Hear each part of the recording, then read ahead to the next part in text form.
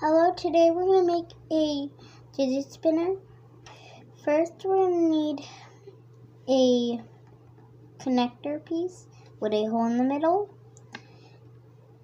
with one of these rods, 3x1 rod, and these 10 gears if you have these. Put it like this, and then another one on the other side. Next, we're going to need one of these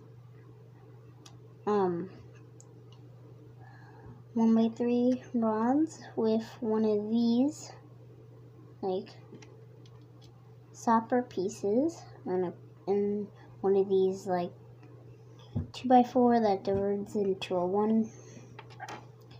Put it on each side, so you need 2 of them. Any color would work. I'm using light gray. And here you go. You got a fidget spinner. Just loosen the gears if you need to get it where it can spin a little easier. But then just let it spin. And don't forget to like and subscribe. And I'll see you in the next episode. Oh yeah!